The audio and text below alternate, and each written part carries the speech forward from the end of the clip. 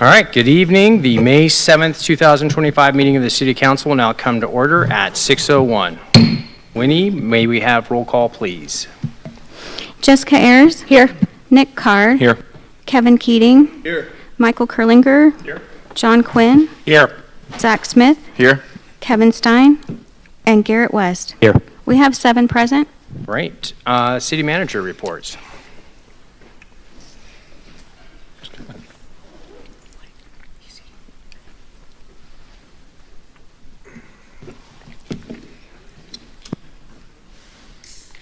Where's the recorder? Yeah, okay. Just pull it down. This one? Okay. Good evening, Mayor and Council. Rob Field, City Manager. Brief report tonight. Just a little bit about what's going on in Medford. And actually, there's a great deal. So, first of all, budget process. As we all know, we had a really productive session in the Prescott Room last Saturday.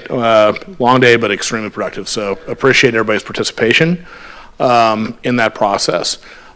We are tentatively scheduled. We don't want to presuppose an outcome, but we're expecting that the Budget Committee will adopt the budget on May 8th, and then we will bring it to the Council for the final formal adoption on June 4th. Excuse me.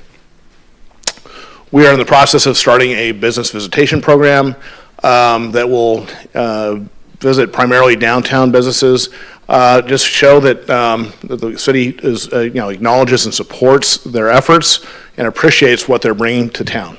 We're hoping to bring a little bit more of a spirit of open communication with downtown business owners, address their needs, and reinforce the fact that Medford is committed to business growth. Well, basically, Medford is open for business. So,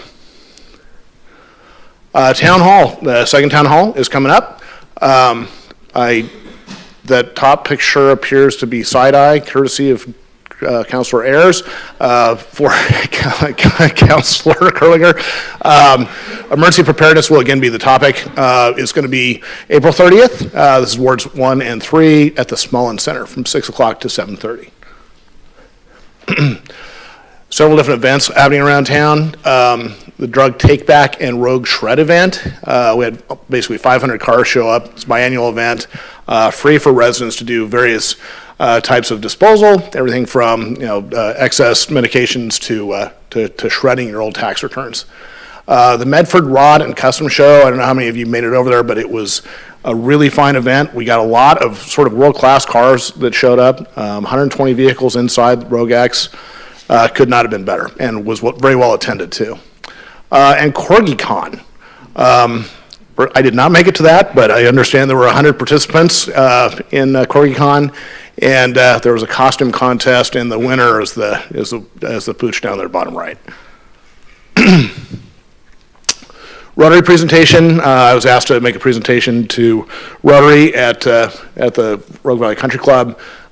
Just gave the assembled an update on what's going on around the city. It was a great opportunity to connect with the community.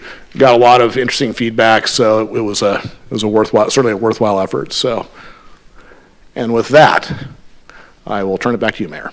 Thanks. Any questions? Super.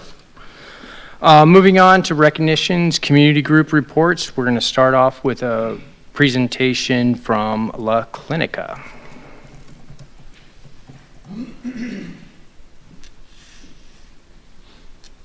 And this is Ed Smith Burns, the Community Partnership Director. It's downtown Dan.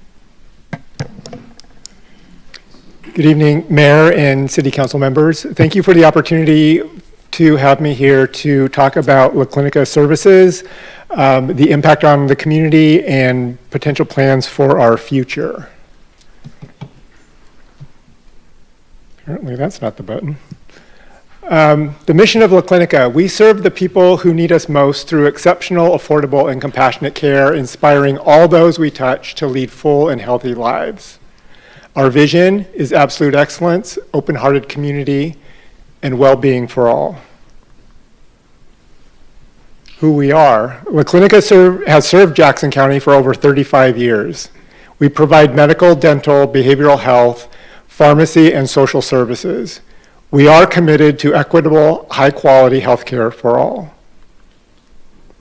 Our impact in 2024, we served almost 30,000 unique patients with 121,429 visits to our various clinics. A little bit of demographics on the patients that we served during that time. 4,626 of those were houseless patients. 1,747 were agricultural workers, and 2,872 were students who were served at our school-based health center sites. I wanted to talk a little bit about our care innovation, and I wanted to start with our acute care clinic. It opened in June of 2024 on Market Street across from the Navigation Center. Since it's opened, we've served 3,229 unique patients for 4,664 visits. We expect to serve 5,000 patients in 2025. We're partnering with Mercy Flights and with Providence to bring low-risk patients to our acute care clinic to reduce healthcare expenses and emergency room overcrowding. We are in the process of building a pharmacy on Market Street and is set to open in the fall of 2025. That pharmacy will be open to the entire community regardless of ability to pay.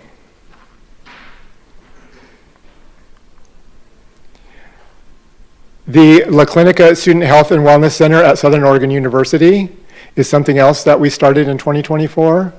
It is the first university and federally qualified health center partnership in the state. We began operating the clinic in September of 2024. In 2024, we served 403 unique patients for 816 visits. We expect to serve about 2,500 students in 2025. Another care innovation that we launched in 2024 was our advanced practitioner residency program. In that program, we had 3 nurse practitioners and 1 physician assistant complete the program, graduating in October of 2024. All of those individuals are now practicing in the area, so they were from out of the area, and they came to La Clinica after receiving their educational credentials to get some experience working with patients in a residency setting. In 2020, our 2024-2025 cohort, we have 7 residents who are going through that program. They're halfway through that program now. We anticipate that many of them will also choose to stay in the community, and some of them may also work for La Clinica going forward. We've outgrown the space where we're doing our residency program, which is currently at the La Clinica down in Phoenix. And that has triggered a feasibility study for a teaching health center to house this in-demand program to provide training and dental and behavioral health services to dental and behavioral health professionals. I want to talk a bit about healthcare gaps in Jackson County. Primary care shortages and long waits for appointments. Few providers are accepting new Medicare patients. Recent closures of primary care clinics have exacerbated access challenges across our community. Behavioral health crisis, rising mental health and substance use challenges are also affecting community. The dental care gap, there's limited access, high emergency department utilization for dental health issues. Pharmacy closures, which have created a growing pharmacy desert in our area and make it difficult for all of us to access medication services. Our response to these issues and the growth and innovation for 2025 is medical expansion. So with the additional residents who stayed on with La Clinica and are working for us, we expect that we will be able to serve 5,000 new patients for 2025. Our dental expansion will serve 2,000 new patients at our clinics and at our new mobile health center. Our pharmacy expansion on Market Street will also help with the access to prescription drugs. And our behavioral health expansion we'll launch a fellowship program to expand pediatric mental health in our community. The economic and community benefits to the work that we're doing is the reduction in costly emergency room visits through accessible, comprehensive primary and urgent care. We're training our region's future healthcare professionals. We're creating living wage healthcare jobs and expanding our workforce to more than 600 employees by 2027. We're currently at about 530 employees in our organization.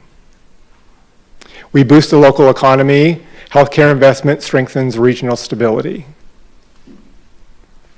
Our call to action, as you may be aware, there is a lot of conversation right now on the federal level around Medicaid and Medicare, and that has the potential to impact our community significantly.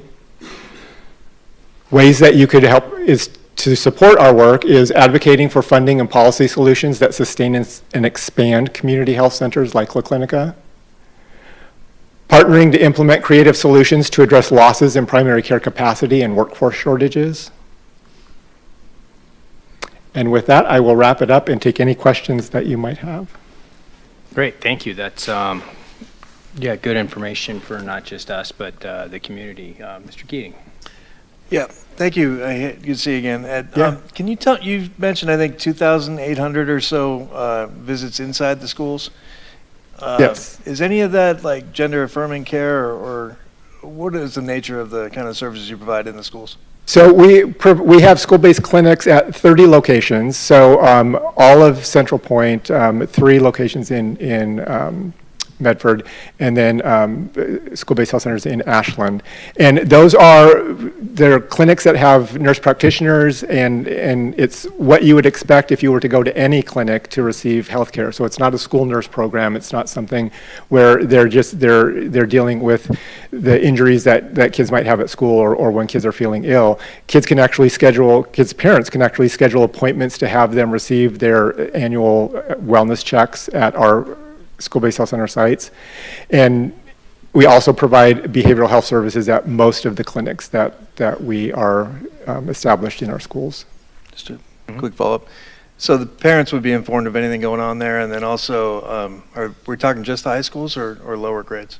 So most of our school-based health clinics are in elementary schools. We do have school-based health centers in Phoenix at the high school, in Ashland at the high school, and at Central Point at the high school. So the majority of them, though, are clinics that serve elementary school children.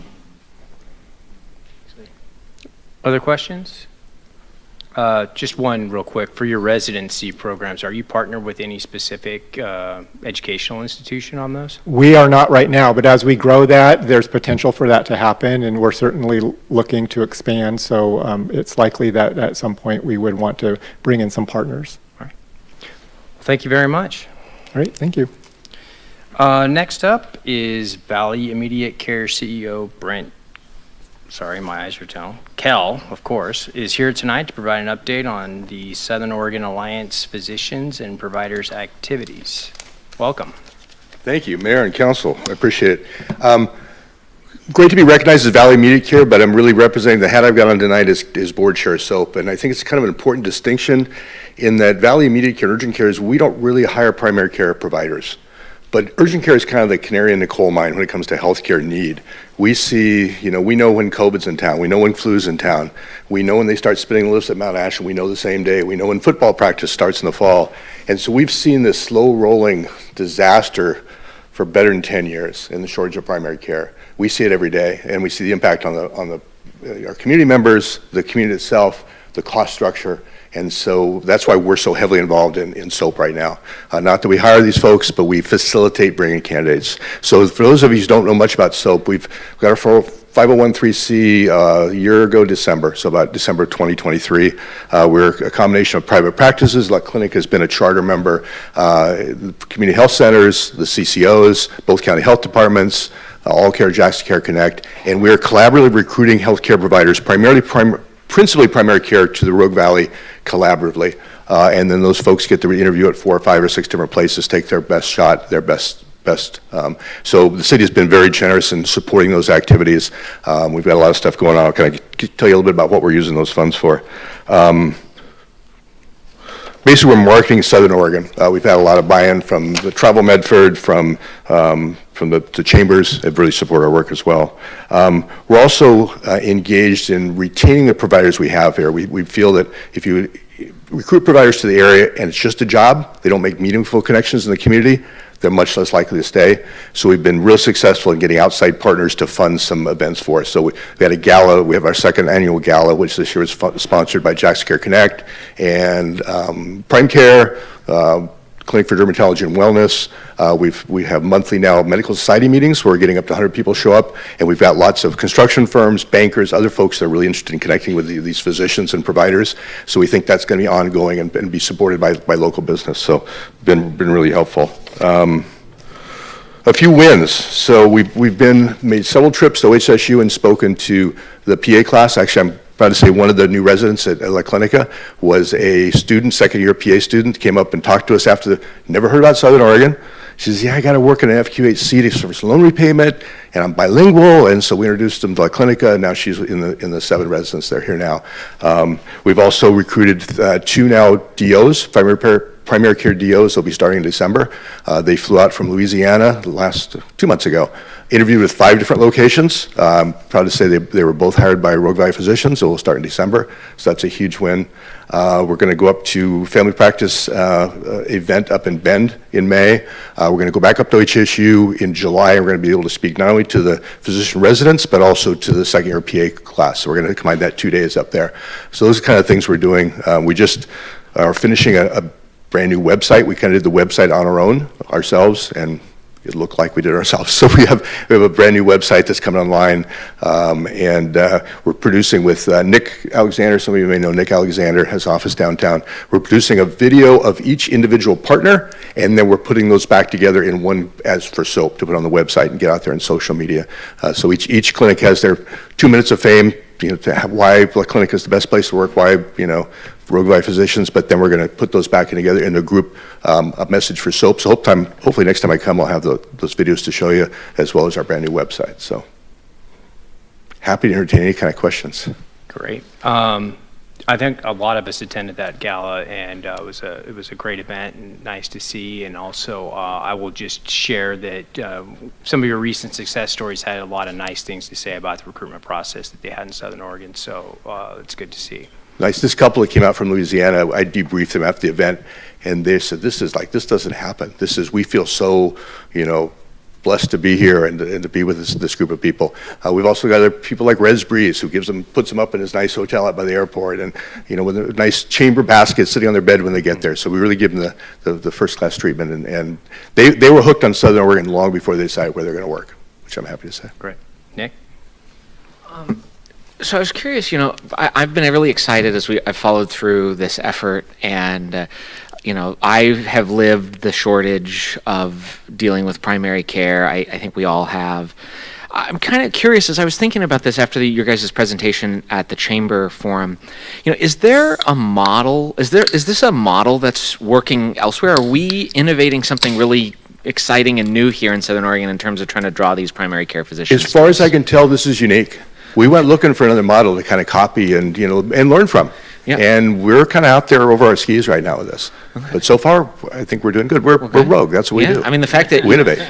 We have a single success. That's one more primary care physician that we wouldn't have had if it weren't for that. So, and I know if we can have one, then more will come. So good work, Brent. We've proved it, I think. And one, depending on their panel, one primary care physician can serve between 1,000 and 3,000 people. So on average, each one that's 2,000 people have a primary care doc. That's massive.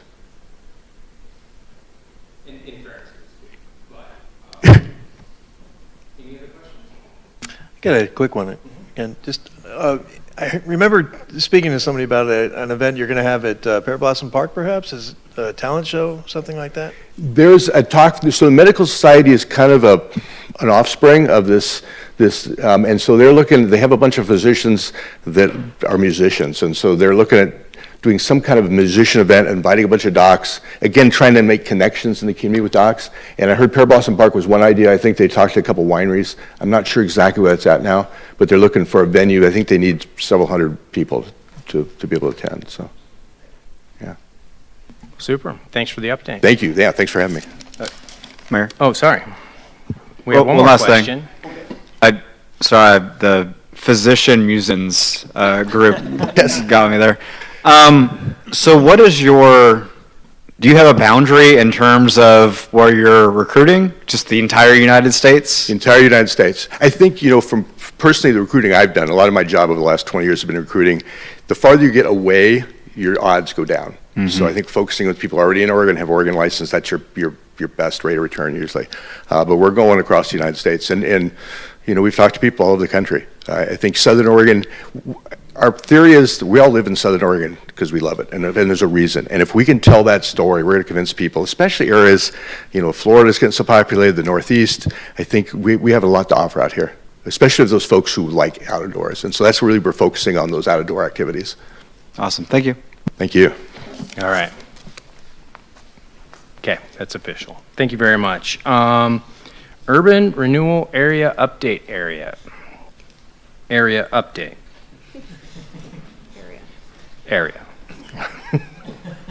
Can we hear something about areas and updates, please, Mr. McManus?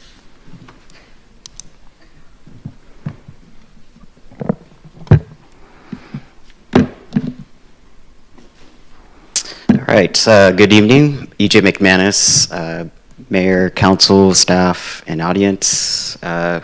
Since you repeated area, I won't say that again, but basically giving an update with the committee advisory in relation to kind of surveying the next potential urban renewal district. And so I know that the material that was provided to you all does show that expanded map. There's also a memo that was included, and then also the TIF forecast that was projected over the next 20 years with the proposed study area. So our thought was, and Harry Weiss is here as well to provide some additional information on our progress, but we are pretty much in line with being able to provide a recommendation by August to both Council and MIRA in regards to the recommended district. Just for background information, which is included in the memo, there is an 8-body group that is including Councilor Card and Councilor Ayers chairing the committee, and we've been meeting since February.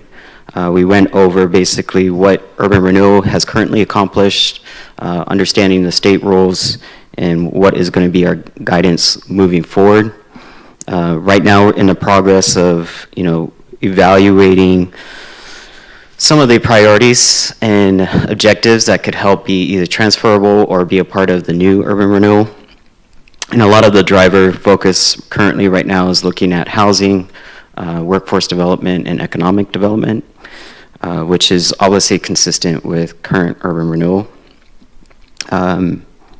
We are right now in that process of drafting a visioning for those goals so that they can also be focused on those pillars or drivers.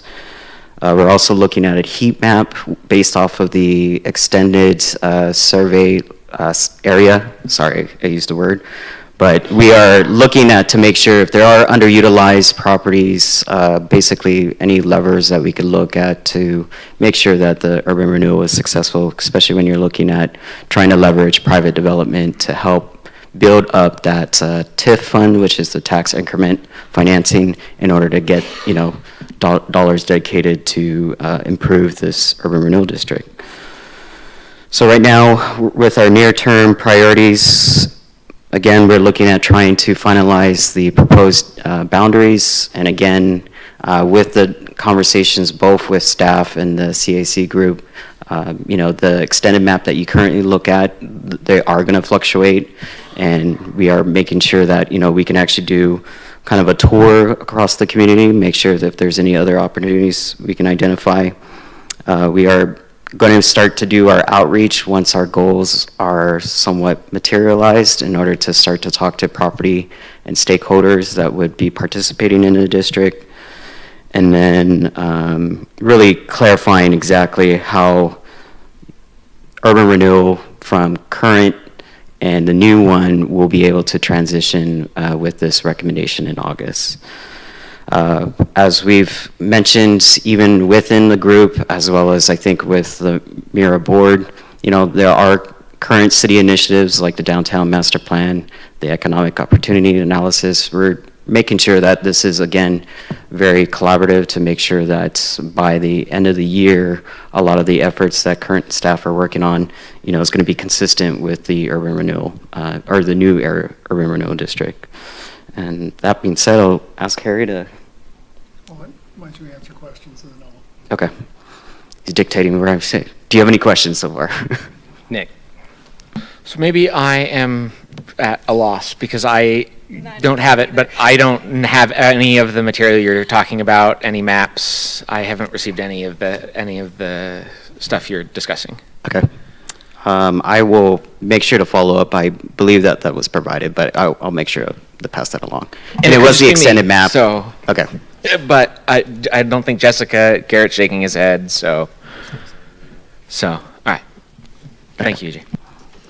Other I will make questions? sure to follow up with it. Yeah. Yep. Any other questions? All right, Harry. Hi, Harry Weiss with Mura. I just wanted to add on one note. As you know, you are sitting as council, and at other times you sit as the Mura board. In terms of the logistics of creating a new district, there's going to be a division of responsibilities based on the two different roles that council plays versus the Mura board. In particular, because there's been a lot of interest about, are there portions of the existing district that we want to continue to include in a future district? There is a little bit of a transition problem that state statute prohibits any property from being in two districts simultaneously. So as we make the new district and I define what its boundary is, the likelihood is that you, as Mura, will need to shrink the existing district to release those properties that will then roll over into the new district. It's a little, I was a little concerned at first that it might trigger all kinds of awful substantial amendment procedures, but it doesn't. But again, it's the kind of the flipping the hat, you got your council hat on, then you got to put your Mura hat on. So we'll make sure that we get that coordinated so that there's a smooth transition between the two. I also want to mention that I know next week you have a study session where you'll be receiving an update on the downtown master plan. We're working to make sure that the boundaries of Mura 2.0 align well with what the future downtown zone will look like, and make sure that we're looking at what the leverage points are and the opportunities and the goals and objectives of that future plan so that they can be well reflected in the Mura scope of work as a means of implementing and advancing the goals for downtown. So stay tuned. I will see you later this month, unless you have any questions now. Great. Questions? Kevin? Yeah, I'm trying to imagine how this map is going to look if you need to avoid areas of old Mura where we might be using money and areas of a new Mura. So I'm just kind of imagining trying to squiggle around certain areas because you can't use the old Mura money on something that's not Right, within the and the district. trick there is that the existing TIF has to be spent in the existing district. So as we narrow where the existing TIF is going to be expended, we can draw the boundaries around those project areas and use cherry stems to connect them, and then release the other excess property. And then later on, you can always add more to the district, the future district as well. So those other portions could come back in if they're so desired. But it's gonna look like, giant spaghetti monster. Well, I mean, look at the current one, right? You literally cherry stem north and south in order to get Yeah, but that looks like developed areas to barbells, get funding. as opposed to like scattershot, Maybe we can make some fun, yeah. Yeah, fun shapes. Thank you. Okay. How many pages do you think that legal description would be?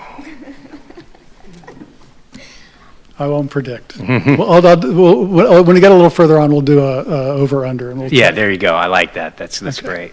All right. Thanks, Harry.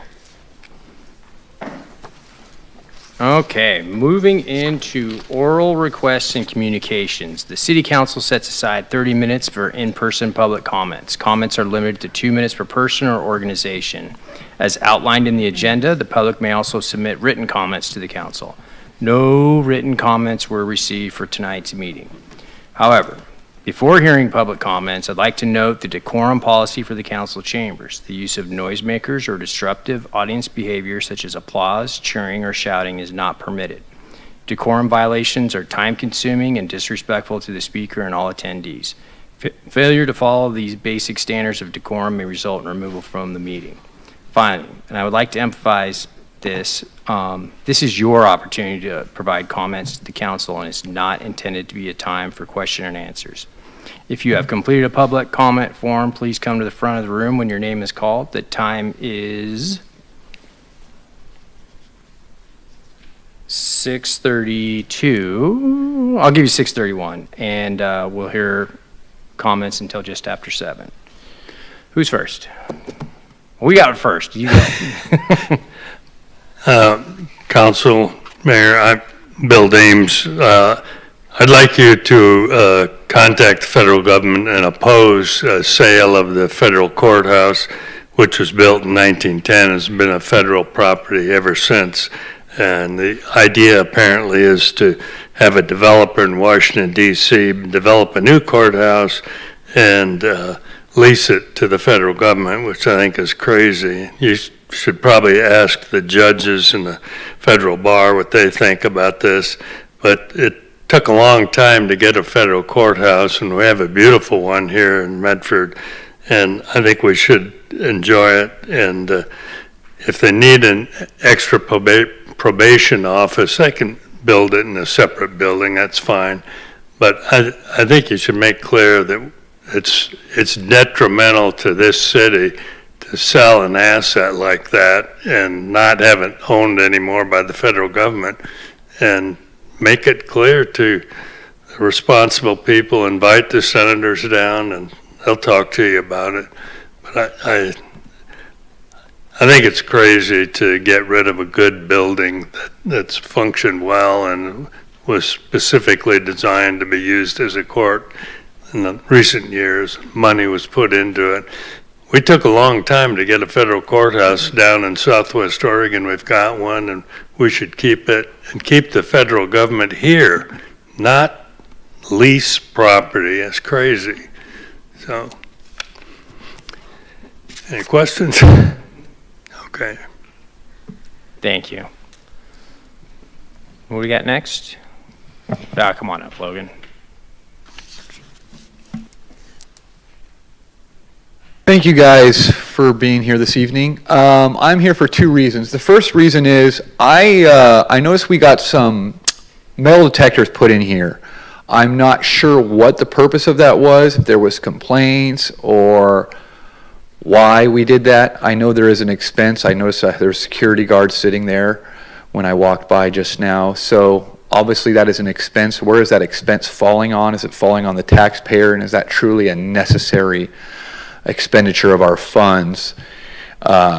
You know, I like to think of a town hall being welcoming, and it's kind of looking more like a courthouse or a prison, for lack of a better term. So I just was curious what the reasoning was for that, if you could maybe make a public statement and why. I mean, I don't know. It just doesn't seem necessary. The second reason I'm here, and I plan on being able to attend every meeting that I'm able to make it down, I want to bring up the persecution that happened against John Peterman and getting his $250 refunded. Essentially, he was extorted of that money. Judge Greer, hopefully she can remake her decision and look back at that and undo what has been done. It's just wrong. For freedom of speech is the First Amendment. It's important that we, as a city, not discourage people from that, having their freedom to express themselves, and fining them for $250 is just not a... Like I said before, I think we spent at least $1,500 to $2,000 in that whole court experience between the court, the attorneys, the officers that was there. To spend all that money to get $250 out of that man was just a miscarriage of justice. So if we could get that money back to him. I don't know if we need to pool a fund with all of us and we all throw 20 bucks in or whatever to get it done, but we need to get that money, his money back, John Peterman. Thank you, guys. Thank you. Anyone else? Yes, Your Honor, we had two other people, Barry Thowden and then Michael, and I'm not sure how to pronounce the last name, would be the last person. So- Matragine, I think. Barry or Michael? Yes, come on down.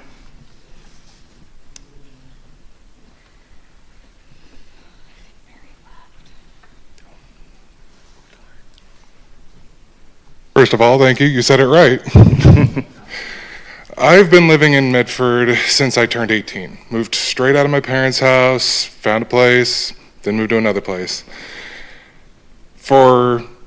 I'm turning 37 soon, and I've never really gone to any of these. I don't really know anything about politics. I don't know who's the right choice, the wrong choice. I just try to stay out of it and hope that smarter people know how to handle it better.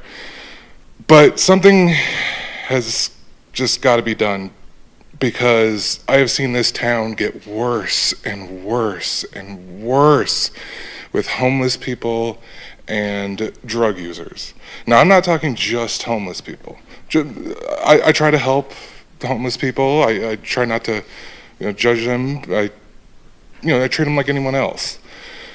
But I've seen an uprise in ones that make me just not feel safe at all, walking my own neighborhood.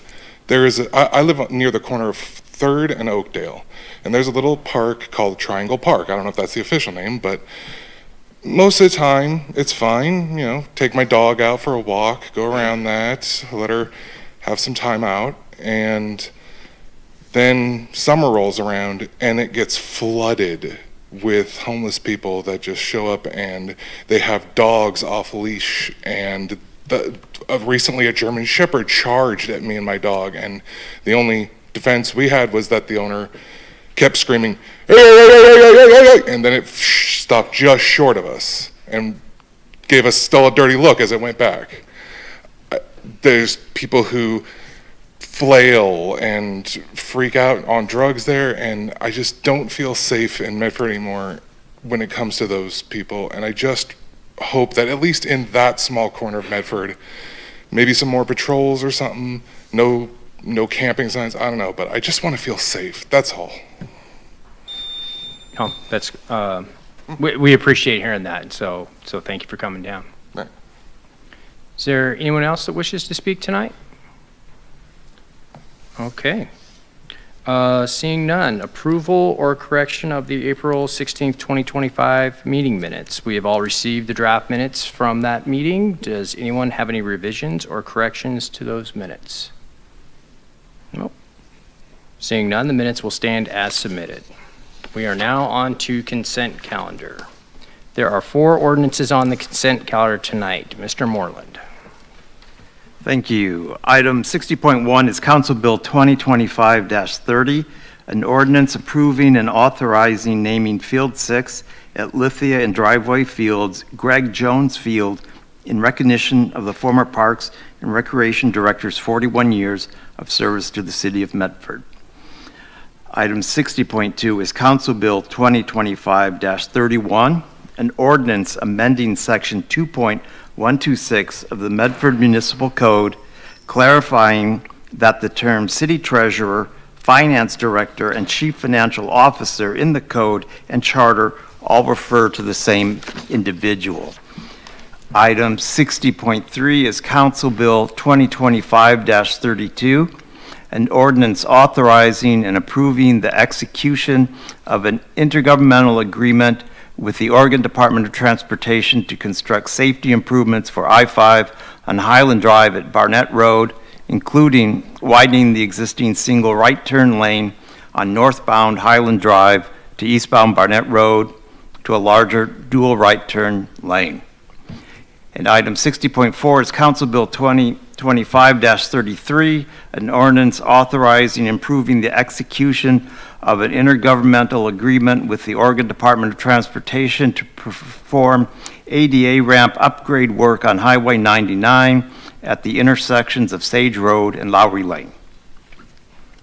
All right, thank you. Entertain a motion to approve the consent calendar. Mr. Card? If I may make a brief comment, I know it's slightly out of order. Okay. So one of the things that I wanted to comment on to the council is that in discussions with Rob, one of the things that I have asked is that we try to put more things in the consent calendar rather than less things, which is why the entirety of our agenda today, or at least the non-public hearing part, is in the consent. I want to make sure that everyone is aware of it's okay to pull things off of the consent calendar. That's not something that will offend anybody.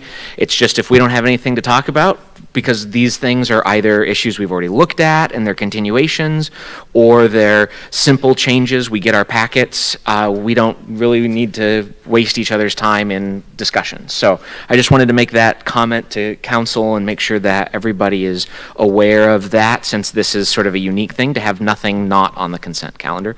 I move the consent calendar.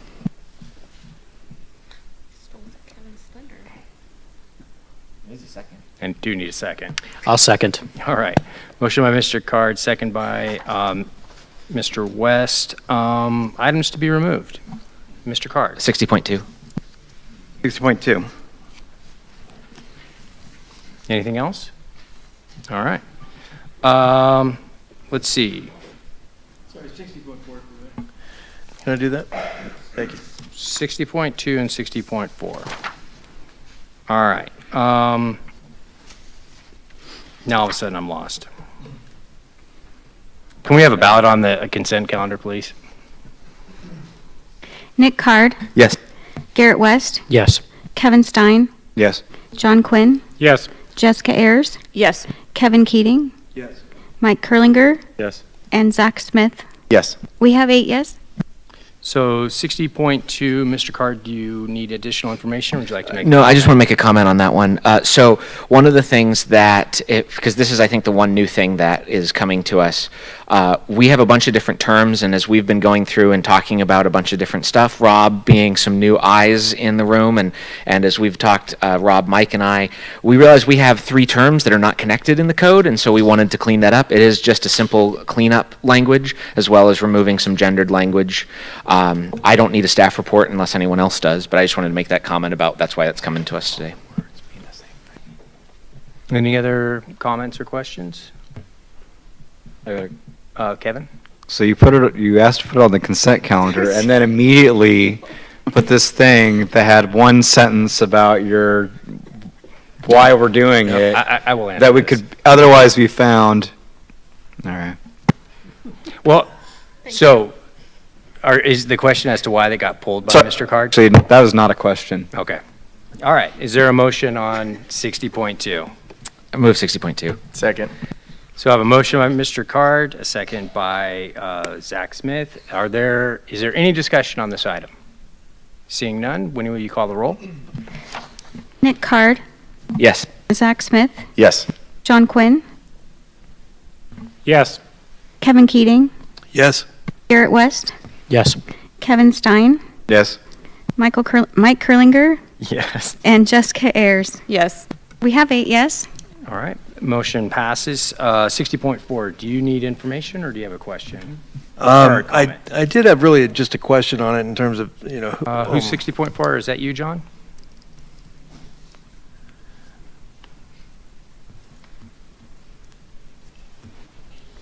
Hey, John. So it looks like it's going to be a, 1.1 million roughly. I realize ODOT's paying for all of that, but I'm just kind of curious where this originates. Direct from ODOT, or did it originate from someone in the city who complained, et cetera? Mayor and council. So this is an ongoing project that ODOT has throughout the state. ODOT found themselves in non-compliance with ADA requirements pretty much across the state. They were actually sued. They lost the lawsuit.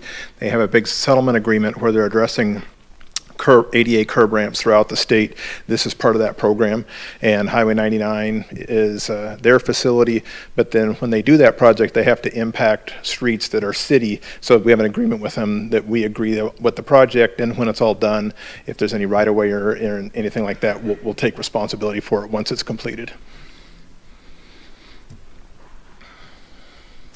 Do you think there are other streets that this is going to be happening to? I mean, that they're out of compliance in Medford?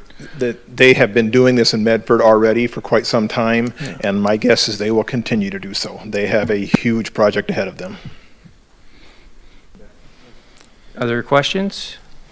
I'll entertain a motion for approval of 60.4. Kevin? I move to approve Council Bill 2025, TAC 33. Second. Motion by Stein, second by Smith. Any discussion? Juanita, will you call the roll, please? Kevin Stein, Yes. Zach Smith, Yes. Mike Kurlinger, Yes. John Quinn, Yes. Jessica Ayers, Yes. Nick Card, Yes. Kevin Keating, Yes. and Garrett West. Yes. We have 8 yes. All right, motion passes. Consent calendar, which actually all ordinances and resolutions are handled. We go into public hearings, but before we begin that, I would like to remind everyone that the rules of decorum previously outlined are still applicable. Violation of the decorum policy may result in your removal from chambers. This evening, we have 1 administrative and 1 legislative hearing.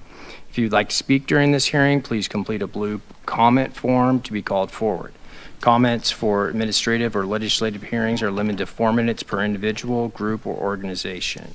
Agenda item 90.1, Mr. Moreland. Yes, it's Council Bill 2025-34, a resolution adopting the 2025-2029 Consolidated Plan and 2025/26 Action Plan for the purpose of fulfilling the regulatory requirements of the Community Development Block Grant Program as required by the U.S. Department of Housing and Urban Development. Great. I do see that staff has requested to continue this hearing to the June 4th, 2025 City Council meeting. Carla, did you have any comments on that? No, just wanted to request the continuance. Thank you, Mayor. Is since this is a notice public hearing, is there anyone present to speak on this topic? Okay. I will entertain a motion to continue. Mr. Card. I move to continue this to the June 4th council meeting. Second. That was a motion by Nick Card and a second by somebody. Stein? All right, Kevin, you get it. Let's see. Discussion. Can't wait. Can't wait. Will you call the roll? Nick Card, Yeah. Kevin Stein, Yes. Zach Smith, Yes. Mike Kurlinger, Yes. Jessica Ayers, Yes. Kevin Keating, Yes. Garrett West, Yes. and John Quinn. Yes. We have 8 yes. All right, we will see that June 4th. 90.2, Mr. Moreland. Is Council Bill 2025-35, an ordinance amending Section 10.110 of the Medford Municipal Code as it pertains to position appointments to the Site Plan and Architectural Commission. Sorry. Oh, sorry. Nope. Is there any legislative information you need to read? I don't know. No? Okay. All right. Good evening, Mayor and Council. Carla Palladino with your Planning Department. This evening, we're looking at making some adjustments to Chapter 10 of the Municipal Code. Specifically looking at, my picture moved over. Sorry about that.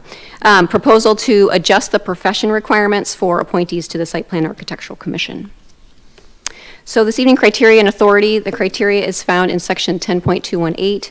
There are 5 criteria that have been outlined in the council report. Those have been addressed in detail and found to either be satisfied or not applicable. The approving authority, Planning Commission did make a recommendation for you this evening, and City Council is the final deciding body. So in terms of history and analysis, Site Plan Architectural Commission is one of many city commissions within the city. The members are appointed by the City Council, and their charge really is to review our land use applications related to siting and building construction on sites. Last year in December, the council did request that staff look at the composition of the commission and looking at specifically the licensed landscape professional. There have been issues in the past with filling that position and not being able to have enough candidates. In terms of composition, this is just giving you a little bit of history. Liz Hamblin, one of our planners, found that, basically back in 1960, we had the Site Plan Architectural Commission. We had 5 members. Those are listed there on the screen. In 1966, it was updated and basically added to 7 members. We added a landscape architect, a contractor, and 2 at large. And then in 2006, we added 2 more members to make it 9 members, which is the current full composition, adding again some additional at-large positions. So in terms of the proposed changes, this has gone through the SPAC and has also gone through Planning Commission for review. We did have different options. The final option that was proposed by Planning Commission is what is in the ordinance for you this evening. It's really looking at specifically removing the landscape professional position, increasing the at-large from 4 to 5, and then just basically reducing the professional positions to 3, and then adding some language. There was quite a bit of discussion about, as the council looks at interviews and looks at appointees, making sure that there's kind of a balance and that there isn't maybe more than 2 of the same profession on the commission at any one time. Not that you can't, but just kind of as a rule of thumb. We did provide this to our internal, external agencies. We did not have any comments. And then findings and conclusions, as I mentioned, we did look at these in detail. Obviously, we feel the public benefit is that we're allowing for people to participate in government. They're allowing, helping us as we look at applications, giving their expertise.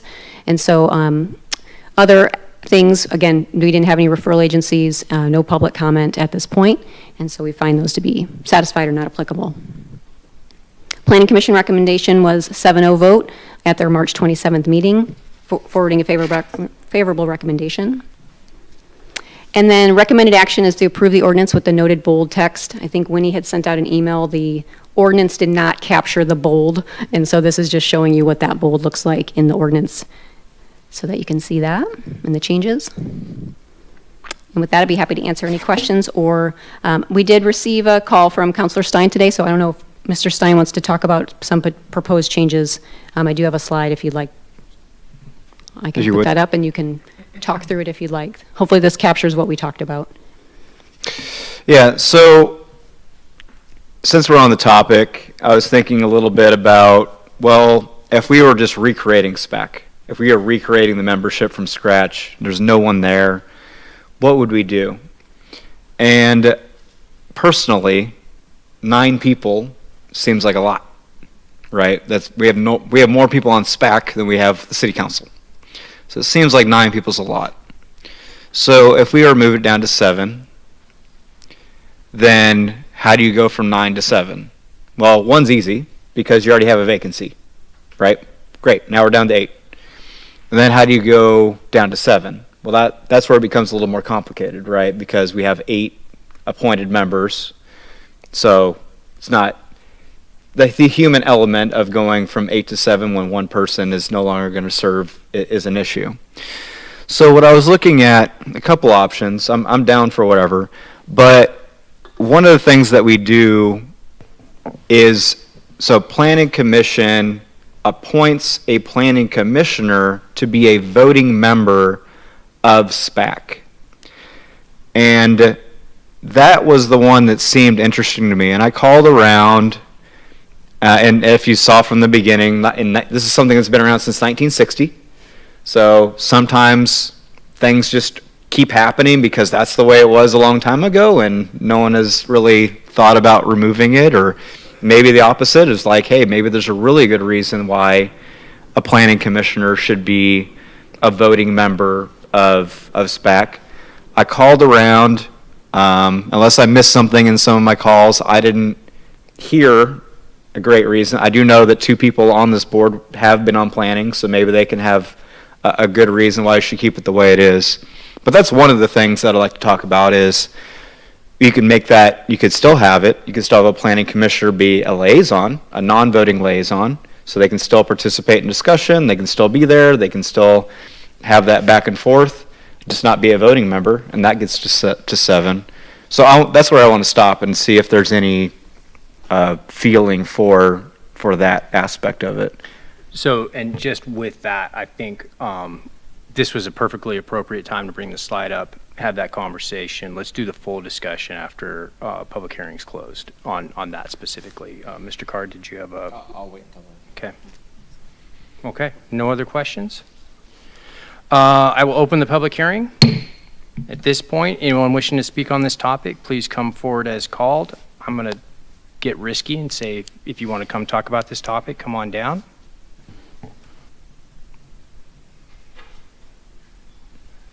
We happen to have. Right.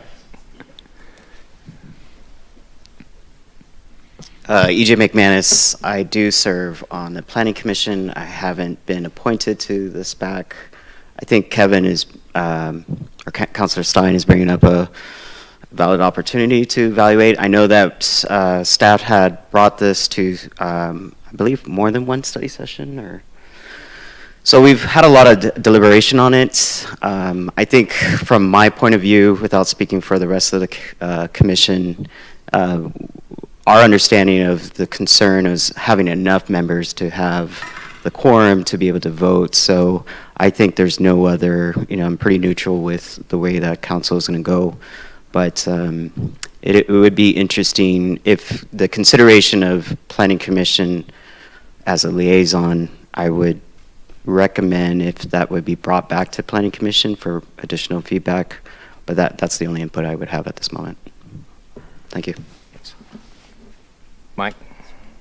EJ, can I, just to clarify part of your comment, with 9 members, you have you have difficulty getting a quorum present. Is that what you just said?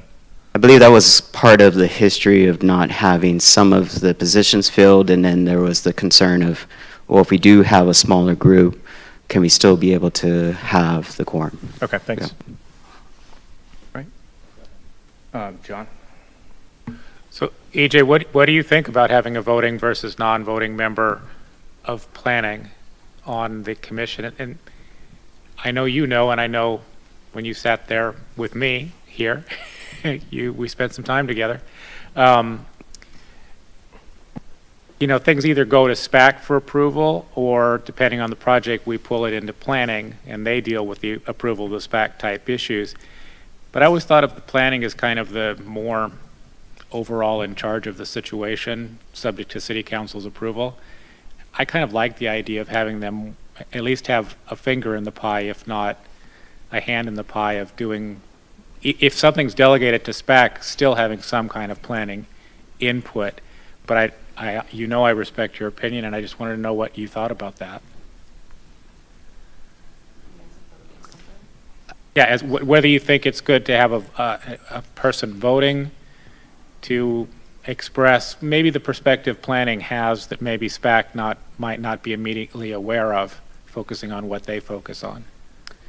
Yeah, I think obviously the relationship between the Planning Commission and SPAC is critical. I know that the appointment to the SPAC is, with the expertise of the commissioner, I think being able to have the voting authority does give a little bit more confidence on helping be a participant in whatever the development may be or whatever the project may be evaluating. So again, I would defer back to, bringing it back to Planning Commission for consideration of this modified option. If there's going to be a change to make that person non-voting, you think planning should take a look at it first? Is that what you're saying, EJ? Correct, yep. Thank you. All right, so the open call, just to double check, did anyone sign up to testify, Winnie? No, Your Honor. All right, seeing no further testimony, I will close the public hearing. And usually I'm not a big fan of this. However, any discussion prior to motion? Go ahead, Nick. So I am of two minds on this. I like the idea of smaller committees and commissions. I think that's tighter, that's better. When you have giant bodies, things can get out of hand. I'd rather have a small number of the right people than just a lot of people in a body just to check a bunch of boxes. At the same time, when we look at SPAC, I don't know that 9 people is actually that big, considering transportation is 10 people. It's another big body, transportation. And generally, I would say transportation seems to function pretty well, though I don't think they have the same kind of workload that SPAC faces. And part of transportation is a planning commissioner who is a voting member of transportation.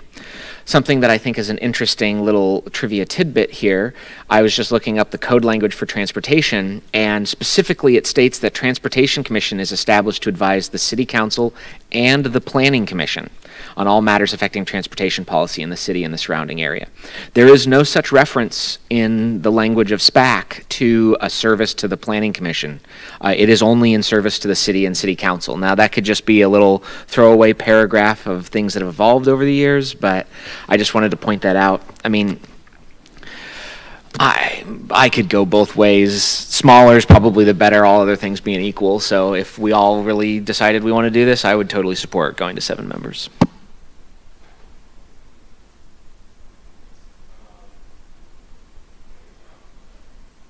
Let's do John, then Jessica.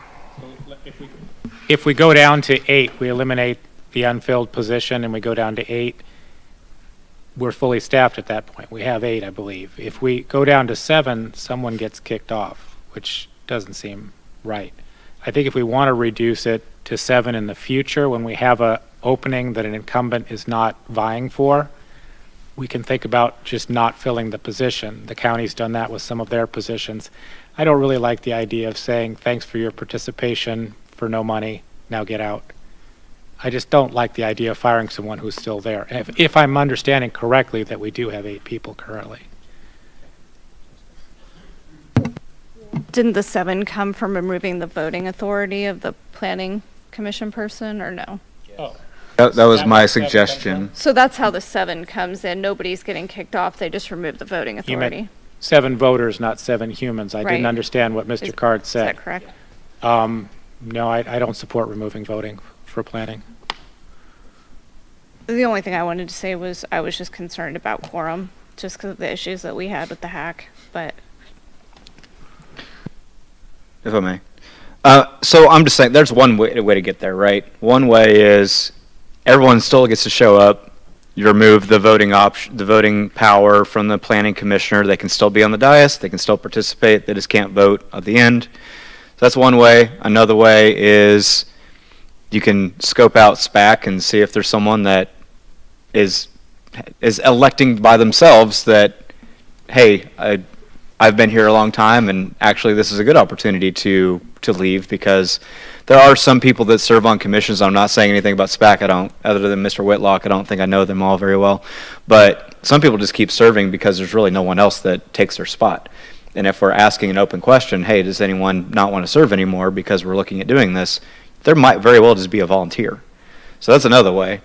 Another one is, at which point there are openings, right? Every year, some more people have to get open. A person just that we go from 8 to 7 at the next time that there's a vacancy. So I'm just saying there's different ways to do it. I'm perfectly happy with throwing it back to planning to see if they do it, or have a discussion with SPAC if there's anyone that is willing to not be there anymore. I'm just saying, for me, I think the 9 to 7 is just beneficial. And what pathway to get there, I don't care necessarily which way. I'm just saying there's different ways to get there. But and to give a little bit of history, we had 7 people on landmarks, quorum issue. We moved it from 7 to 5.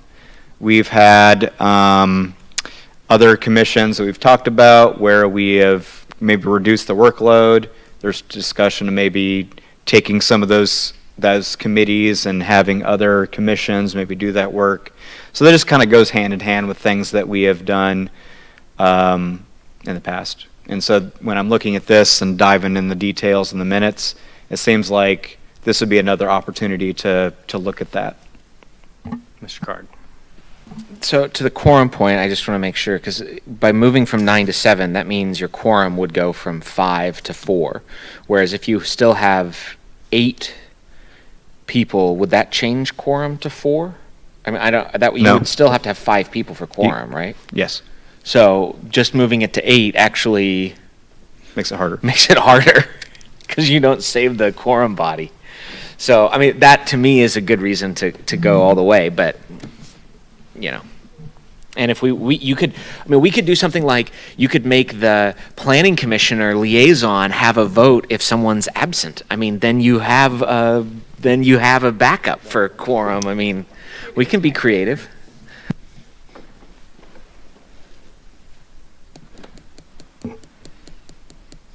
Mayor. No, I'm processing information right now. Go ahead, Mr. Kerlinger. I don't have strong feelings about the number of members of the body, but I am curious. This language, I noticed it shows up differently because it's bolded here all the way through, but it's very specifically no more than 2 members should be engaged in the same occupation. I know when we're looking at planning per state statute, it's a limitation of how many may be, and I'm wondering if that's super intentional or if we're There's a House Bill 3136 is offering to change that for Planning Commission, and I'm wondering if that has any impact on SPAC. Do we care about the should be instead of maybe? So I believe that Mr. Attorney Minton looked at that. We had conversations with the Planning Commission about, we originally had it as a shall, and there was concern about it being too strict with the shall, and so we went to should so that there was some flexibility for you. My understanding is that we don't have the same statutory requirements for SPAC as we do for Planning Commission. Thanks. So it can be looser. Squishier? Where's Eric? Any other I guess so. comments? Yes, Kevin. I liked Councilor Stein's idea of just, of actually just politely asking, hey, is anybody, would you want to move off of this committee and go somewhere else in the city? And then failing that, just making sure that at the next opportunity where an at-large member position becomes available, dropping it at that point. So if we kind of just organize our thoughts here, the great part is that everybody's right and everybody agrees with both sides, so that's always fun. One question is, if you do change the voting requirement of go down to 7, the one is, do you want to send this back to planning to get an opinion on that? In other words, this is a different look. It's a non-voting position for the planning commissioner that's appointed. So do you feel that that's maybe something that you want to do? If you do, we're somewhat kind of stuck in the same spot where we're at with unfilled positions due to lack of people. So one thought would be do the ordinance as presented and have a consideration at the time of next SPAC appointments to do that. Or you might get another vacancy and then it's really easy to do it. That means we just got to keep track of it. But that's one way to do it that's simple.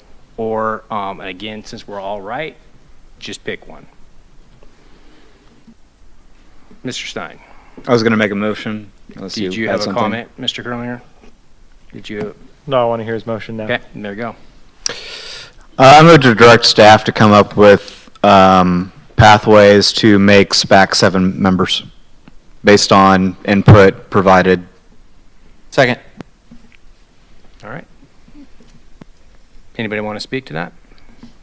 Yeah, I think we kind of beat around the bush. And I appreciate people kind of seeing where I'm going with it, but there's different ways to get to 7, and if the easy one might be the SPAC thing, if there's someone there, hey, we can bring it back and we can be done with it. If not, then take it to planning and see how they feel about other ways to do it. Okay. Mr. Kerlinger?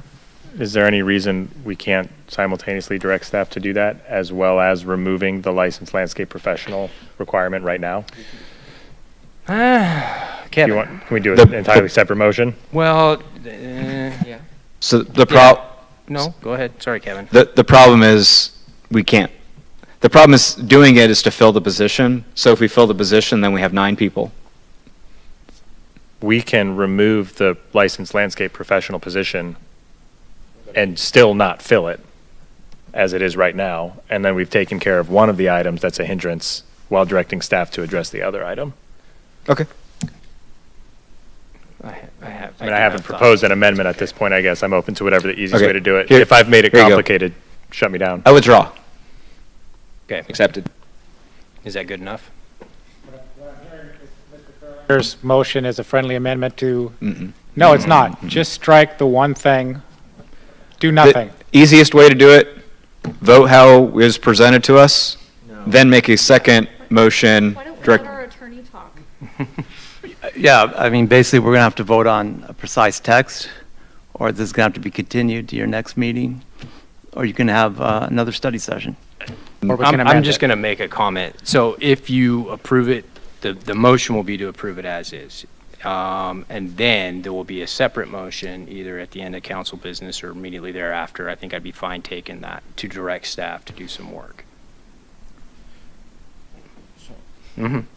So the language in front of us keeps 9 members. Correct. Because it removes at-large, I mean, it removes the the landscaper position, creates an at-large position. Yep. So then that's telling staff to go fill that position with an at-large person. So if we definitely don't want to stay at 9, then we need to modify that text before we adopt it anyway. But you as council would be doing an appointment, which means you wouldn't do the appointment. I mean, right now, sorry.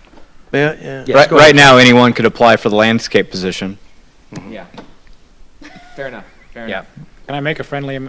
No, we don't have a motion. The motion that was out was withdrawn, so somebody can make it a I motion. move to approve Council Bill 2025-35. Second. Okay. Motion by Mr. Card, second by Mr. Stein. I will give you first crack at discussion here, Mr. Quinn. So I think the way it's written is fine. We should just change, we should delete the licensed landscaper as suggested. That brings us to 9, but not that specific thing. But just leave it at 4 at large. Or how would that work? I think really at the end of the day, I appreciate what you're saying is the intent will be to go from 9 to 7. We're just doing a little housekeeping today just to remove the landscaper Okay. from there. And we're not changing whether the planning commission representative Correct. votes? Correct. Fine. We're just Mr. Keating? we're saving some work for tomorrow, for later, Yes, but okay. correct. I was trying to get it done now. Yeah. So the motion on the floor gives us a 9-member commission, but 2 members are unfilled at this time. Is that correct? No. Just one at this time. The landscape architect is the only one that's unfilled? Okay. Okay. All right, I think we got it. Winnie, will you call the roll, please? Nick Card. Yes. Kevin Stein. Yes. Garrett West. Yes. Zach Smith. Yes. Mike Kurlinger. Yes. Jessica Ayers. Yes. Kevin Keating. Yes. And John Quinn. Yes. We have 8 yes. Great. Mr. Card. Do we want to do the direction? I move to direct staff, based on the discussion we've had here, to come up with approaches to reduce SPAC to 7 members and take that before the Planning Commission for advice and consideration. Second. All right, motion by Mr. Card, second by Mr. Stein. I think we've heard plenty of discussion on that item, but if anybody needs to talk? Nope. All right, Winnie, will you call the roll? Nick Card. Yes. Kevin Stein. Yes. Zach Smith. Yes. Kevin Keating. Yes. Jessica Ayers. Yes. Mike Kurlinger. Yes. John Quinn. Yes. And Garrett West. Yes. We have 8 yes. All right, so we are moving on to council business. Starting with proclamations. We have a healthy proclamation agenda here. We will be starting with Peace Officers Memorial Day, which is May 15th. But before reading the proclamation, I'd like to note that there will be a ceremony for celebrating Peace Officers Memorial Day Tuesday, May, is that the 13th? And then that'll be at 787 West 8th, which is Singler Plaza in front of the jail. It's a ceremony that's actually put on by Medford PD this year, but it includes all local law enforcement agencies. And honestly, it's an honor to share this proclamation with you, the police force, and acknowledge all of your work for the community. So whereas the Congress and President of the United States have designated May 15th as Peace Officer Memorial Day, and the week containing this date as National Police Week, and whereas every day across the country, from our largest cities to our quietest crossroads, peace officers stand watch over our citizens, selflessly taking their lives to protect individuals, families, neighborhoods, and property against crime. We salute these men and women for their courage, commitment, and service, and we honor those who have fallen in the line of duty. We also reaffirm our commitment to supporting law enforcement by bringing our communities together to fight crime. And whereas peace officers in Jackson County and around the country fulfill a great calling in upholding the rule of law in society, law enforcement officers choose their profession and take their oaths knowing that theirs is a dangerous job. They accept these risks, answering the call of duty and demonstrating willingness to serve that reflects the best of America. And whereas, as they work to protect our communities, peace officers often place themselves in harm's way. Some make the ultimate sacrifice in defense of others. Those who have fallen are remembered in our hearts and in the memory of our county. Through their service and sacrifice, they've earned our respect and gratitude.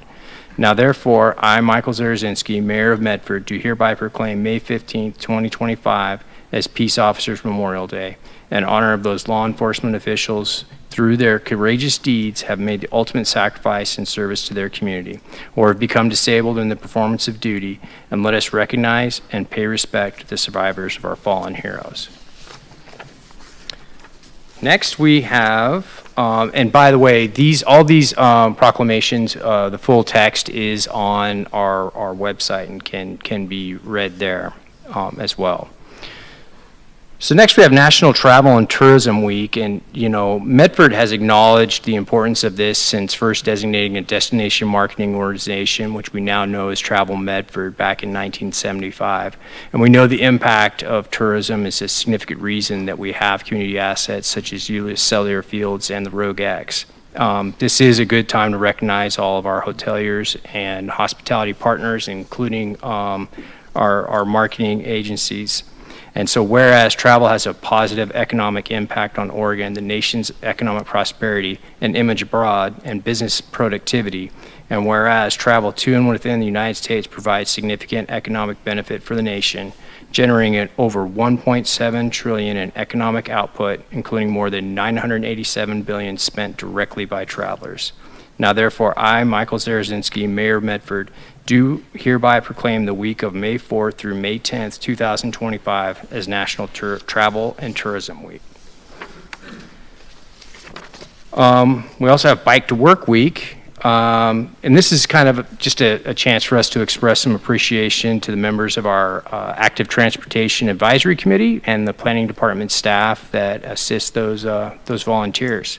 So whereas for more than a century, the bicycle has been a utilitarian, economical, environmentally sound, and effective means of personal transportation, recreation, and fitness, and whereas the City of Medford encourages the use of bicycles as a means of transportation benefiting all citizens of Medford by improving air quality, reducing traffic, congestion, and noise, decreasing the use of and dependence upon finite energy sources, and fostering exercise. Now therefore, I, Michael Zarazinski, Mayor of Medford, do hereby proclaim the week of May 12th through May 15th, 2025 as Bike to Work Week. Public Works Week is an opportunity to recognize the efforts of our Public Works Department and also express appreciation to our citizen commissioners who help advise the council to keep Medford moving. Quotes included. Whereas public works professionals focus on infrastructure, facilities, and service that are vital to sustainable and resilient communities and to the public health, high quality of life, and well-being of the people of Medford. And whereas these infrastructure facilities and services could not be provided without the dedicated efforts of public works professionals who are engineers, managers, and employees at all levels of government and the private sector, who are responsible for rebuilding, improving, and protecting our nation's transportation, water supply, water treatment, solid waste systems, public buildings, and other structures and facilities essential for our citizens. And therefore, I, Michael Zarazinski, Mayor of Medford, do hereby proclaim the week of May 18th through May 24th as Public Works Week.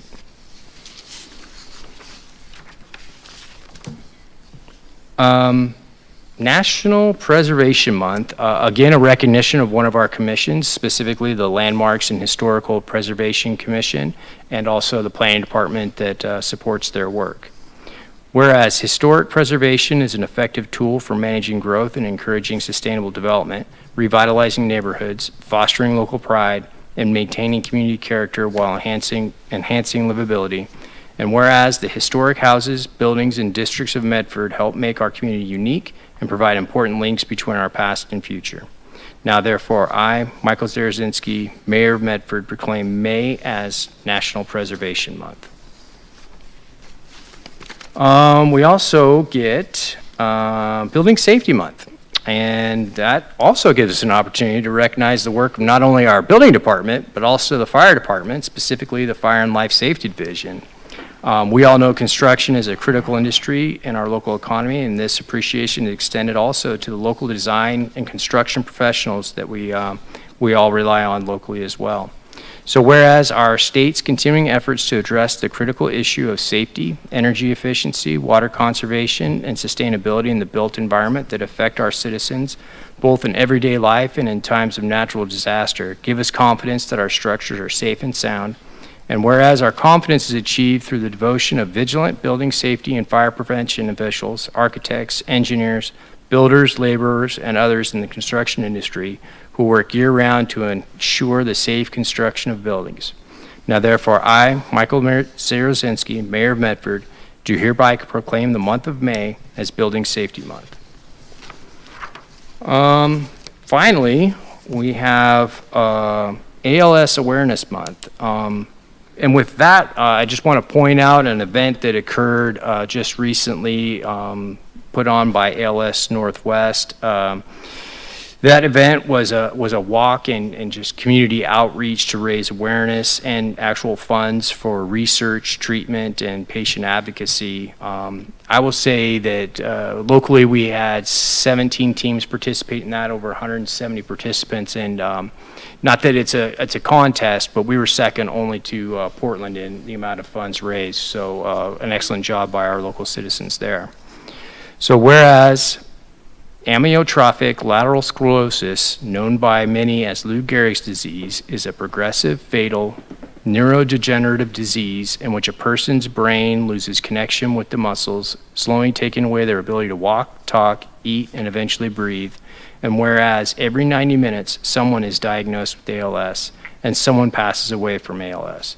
And on average, patients diagnosed with ALS only survive 2 to 5 years from the time of diagnosis, and ALS has no cure. And whereas people who have served in the military are more likely to develop ALS and die from the disease than those with no history of military service. Whereas ALS Awareness Month increases the public's awareness of people with ALS's dire circumstances and acknowledges the terrible impact this disease has not only on the person, but on his or her family and the community, and recognizes the research being done to eradicate this disease. Now therefore, I, Michael Zarazinski, Mayor of Medford, do hereby proclaim the month of May as ALS Awareness Month. Now, you thought I was done, but I'm not. We got one more. In our ordinances and resolutions, we are renaming a field after a former Parks Director, Counselor, actually temporary City Manager Greg Jones. I think he was on council when I was first appointed to the Planning Commission. I should have looked that up because he probably voted against me. But I have also served with him on the Medford Youth Baseball Society was the commission that we used to have for that. And, you know, honestly, not really dealing with him in a real, you know, heated or challenging environment at all. But honestly, the guy was just, you know, 100% what can I do to help, and zero, I'm not saying that, but in my experience on the commission, he was just 100% about what can I do to help, and zero what's in it for me. And you know, we're recognizing him for a very good reason. And I did just want to take a second to read the ordinance that was included in the consent calendar on that. And so this was an ordinance approving and authorizing naming Field 6 at Lithia and Driveway Fields, Greg Jones Field, in recognition of the former Parks and Recreation Director's 41 years of service in the city of Medford. And whereas on June 15, 2006, Council approved Council Bill 2006-140, revising the naming rights policy. And whereas Greg Jones worked for the Medford Parks and Recreation Department for 29 years, including 22 years as its director. Mr. Jones is the longest-serving director in department history. His efforts resulted in the creation of 12 city parks, including the acquisition of parkland that is now Lithium Driveway Fields, and prolific success in gaining federal land and water conservation funds for Medford. Mr. Jones has played a critical role in advancing the city's mission and vision, including serving as the interim city manager in 1998, and he also served 2 elected terms on the Medford City Council and 1 appointed term on the Medford Water Commission. He also donates time to numerous philanthropic community efforts. The rest is a little bit more legal jargon, but this is an honor well deserved, and I was glad to see that we approved that tonight. So, Mr. Keating. Yeah, if it's appropriate, I just wanted to second that because I was on Parks and Rec Commission with Greg Jones as the director, and that was my first kind of city volunteer position. It was a great guy to work with, just a fantastic person all around, and kept me in city volunteerism. Mr. Card. We had a rousing council officers meeting today, 6 topics. We discussed the addition of a parking plus option for Main Street. Councilor Kerlinger, this was something that came up during their town hall on April 30th. One of the options that we had discussed, sort of the diagonal parking option. And so after discussions with John, that all of the stuff around Main Street is going to come back to us in July. And so we'll have a lot of fun talking more Main Street in July. I know we just can't wait, bated breath. Emerald's update. We have contractors identified. We've signed with 2 of the 3 that we need. We are going to be getting an advisory report at the next meeting about all of the things. We met as our little ad hoc group to discuss the Emeralds last Friday. And so we discussed some with the funding stack. We're putting together a letter of intent, and we'll be looking at design feasibility. We are pursuing state funding to lock down those dollars. And Jess and Mike had a conversation with the owner of the Pensacola Blue Wahoos to talk about what their team means for local community, and it sort of reinforces some of what I think this Emeralds opportunity means for our community, assuming we can figure out how to do it right, so it isn't a burden to our community or our taxpayers, but it is instead an opportunity to help us with our downtown. We had an update on airport stormwater utility fees. We're reviewing some different concepts on how we're going to handle the stormwater utility fees for the airport. Exciting, I know. And so this may result in some suggested code changes, so we just staff wanted to get their blinker on for us so we would know what is coming down the pike on that. 4 Katie interviews need to be scheduled. Councilor Stein and Councilor Quinn have both graciously volunteered to be a part of our Katie interviews, so they'll be working with Bonnie on that. Study session in Chambers versus Prescott Room. So Winnie was concerned about doing, because of the technology issues and some of the audio recording issues, there's still the question of Prescott versus Medford, but when we have a bigger group, obviously Medford's out, so do we want to do it here or continue to make it work in Prescott? So IT is going to review audio in Prescott. Apparently we've got some options there. And until then, we'll probably do large or high interest study sessions. We'll be here in Chambers instead of in the Prescott room. And last, community reports to council. We discussed how we're handling community reports. We are going to go through and do a review of that process with a specific focus on increasing engagement with community groups, trying to get some more different groups here, and really if we don't have anything of interest, then we don't need to hear from them. We have a lot of groups that come and talk to us a lot, and some of them that we probably would love to hear from that never come and talk to us. So we're looking at that. Speaking of So Ready, we need to make a modification. We've specifically asked that So Ready make quarterly updates to council. Well, there's been a lot of changes with So Ready since the last time that when we made that requirement.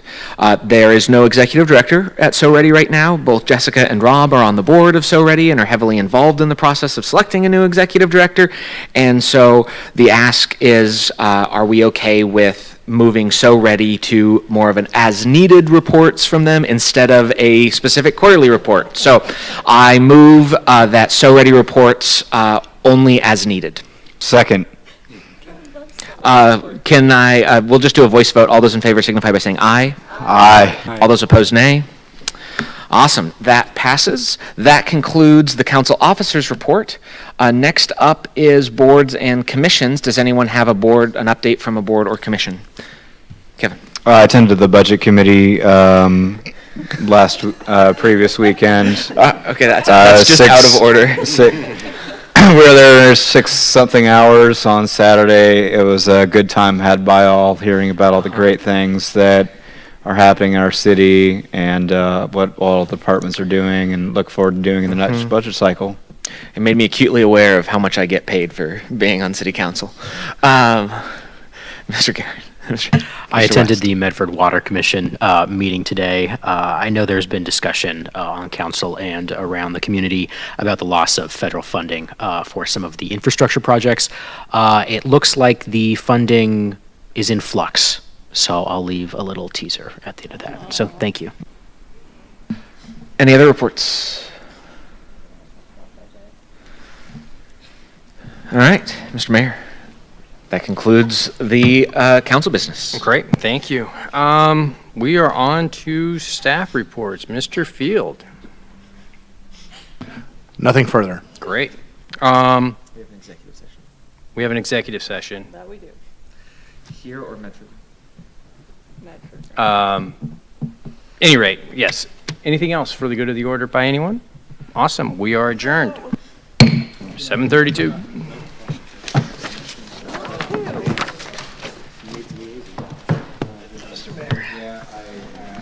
Probably should have said something. Don't leave. I wanted to.